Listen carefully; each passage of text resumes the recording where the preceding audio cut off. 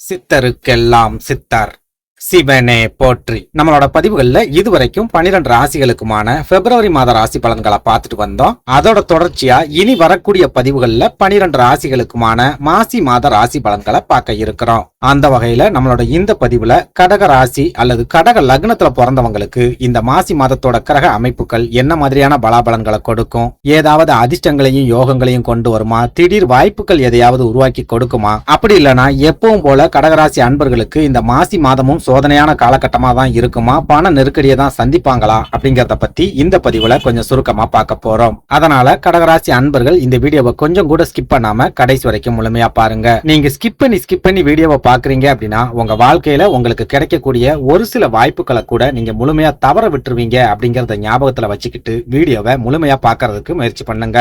அதே சமயம் நீங்க இப்பதான் நம்ம சேனலை முறையா பாக்குறீங்க அப்படின்னா தயவு செஞ்சு சப்ஸ்கிரைப் பண்ணிக்கோங்க. இந்த வீடியோ உங்களுக்கு பிடிச்சிருந்தா மறக்காம அந்த லைக் பட்டனையும் தட்டி விட்டுருங்க. அதை விட முக்கியமா உங்களை மாதிரியே போராட்டமான ஒரு வாழ்க்கையை தொடர்ச்சியா வாழ்ந்துட்டு வரக்கூடிய கடகராசிக்காரங்க உங்க நட்பு வட்டாரத்திலேயோ அல்லது சொந்த பந்தத்திலேயோ இருக்காங்க அப்படின்னா அவங்களுக்கு நம்ம வீடியோவை மறக்காம ஷேர் பண்ணி விட்டுருங்க. கடகராசிக்காரங்களை பொறுத்த வரைக்கும் இவங்க அன்பானவங்களா இருப்பாங்க.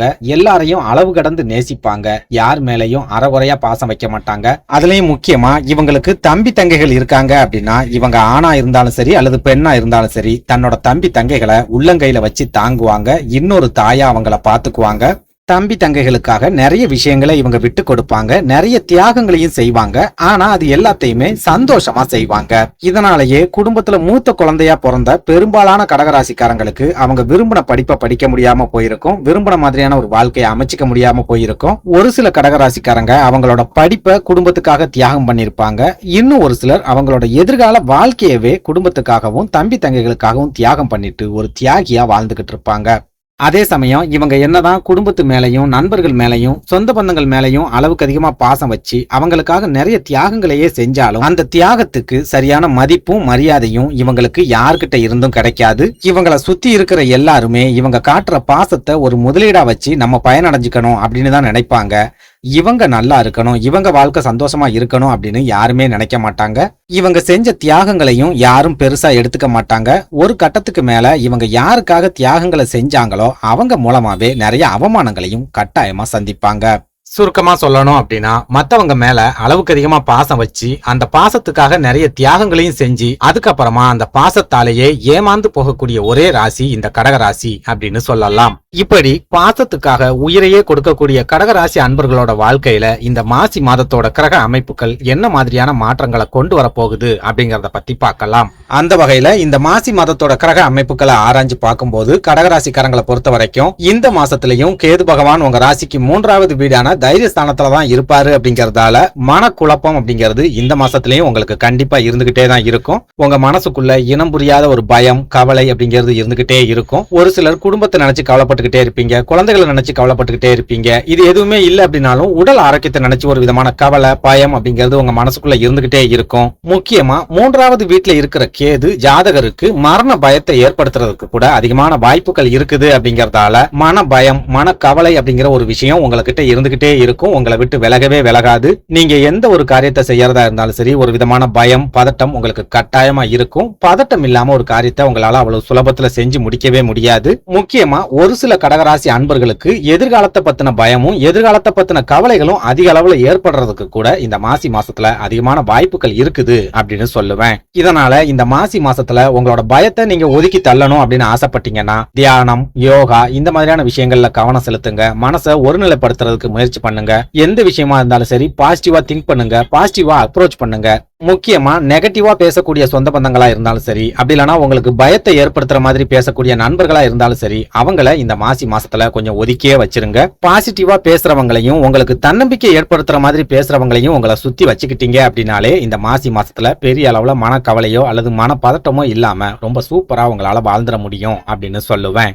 அதுவே ஆன்மீக ரீதியா பார்த்தோம் அப்படின்னா ஆஞ்சநேயர் வழிபாடு நமக்கு எப்பவுமே மன உறுதியை கொடுக்கும் அப்படிங்கறதால மனப்பதட்டம் அல்லது மனக்கவலை அதிகமா இருக்கக்கூடிய கடகராசிக்காரங்க தொடர்ச்சியா ஆஞ்சநேயர் வழிபாட்டை பண்ணிக்கிட்டே வந்தீங்க அப்படின்னா உங்களோட மனசுல நல்ல விதமான மாற்றம் ஏற்படுறத நீங்களே கண்கூடா பார்க்க முடியும். உங்களோட குல தெய்வத்துக்கு நீங்க எந்த அளவுக்கு முக்கியத்துவம் கொடுக்கறீங்களோ அதே அளவு முக்கியத்துவத்தை ஆஞ்சநேயருக்கும் கொடுத்து ஆஞ்சநேய பெருமான மனப்பூர்வமா உங்களோட இஷ்ட தெய்வமா ஏத்துக்கிட்டீங்க அப்படின்னாலே இந்த மாசி மாசத்துல பெரிய அளவுல மனக்கவலைகள் இல்லாம மனப்பதட்டம் இல்லாம ரொம்ப சூப்பரான ஒரு வாழ்க்கைய உங்களால வாழ்ந்துட முடியும்.